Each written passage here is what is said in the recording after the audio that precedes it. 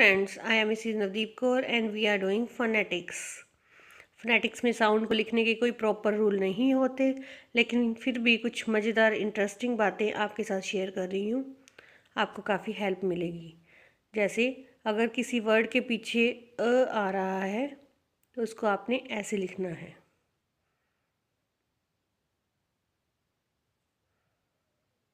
जब भी किसी वर्ड के पीछे अ आ रहा है तब आपने उसकी ट्रांसक्रिप्शन करते हुए ऐसे नोट करना है। इससे आपको काफ़ी हेल्प मिलेगी। आप साथ साथ लिखते जाइए।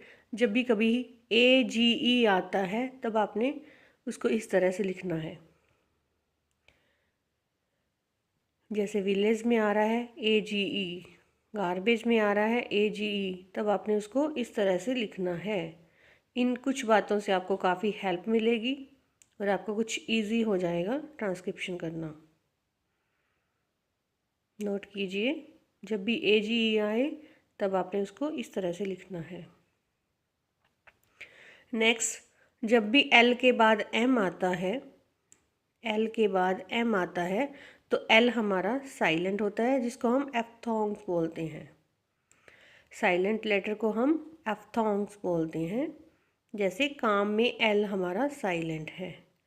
जब भी L के बाद M आएगा तो L हमारा साइलेंट होगा। काफ़ी हद तक रूल काम आ जाते हैं, लेकिन exceptional cases are always there in English. Don't get confused. Note कीजिए, पाम बाम। अब हम देखते हैं M के बाद जब भी कभी B आता है।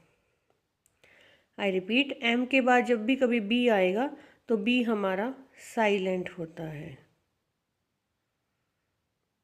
एफ्थोंग बोलेंगे हम इसको।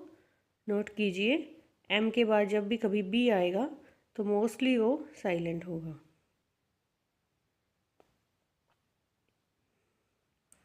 अब हमें इसमें भी कंफ्यूज होती है। अ में अ आता है तब। इसके लिए आप देखिए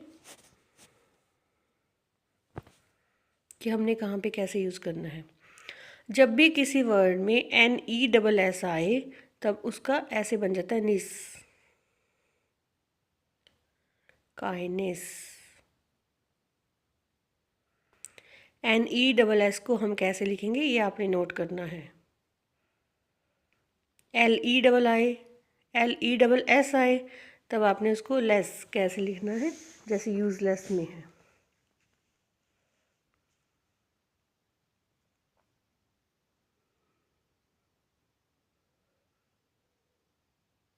ये मज़ेदार बातें हैं, आपको काफ़ी फ़ायदा होगा इनसे।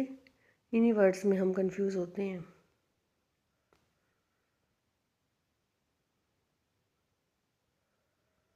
बच्चे साथ साथ नोट करते जाइए।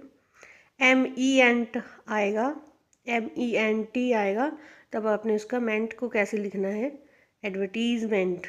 जब भी कभी मेंट आए MENT तब आपने उसको ऐसे लिखना है।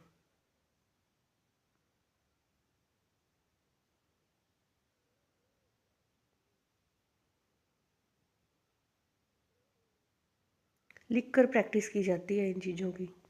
अब हम कभी काफ़ी बार कंफ्यूज होते हैं, द होता है कि दी होता है। इसके लिए भी एक मज़ेदार बात सुनिए। जब भी हमारा कॉन्सोनेंट से कोई वर्ड शुरू होता है तब तो द होता है। जब वोवल से शुरू होता है तब दी होता है। जैसे कार, सी हमारा कॉन्सोनेंट है इसलिए हमारा द कार है। ई एलिफेंट में ई है, हमारा वोवल है तो दी एलिफेंट है। हम सोचते हैं द और दी में क्या फ़र्क है। जब भी कभी सुपरलेटिव डिग्री आती है तो दी बेस्ट हो गया, दी आएगा।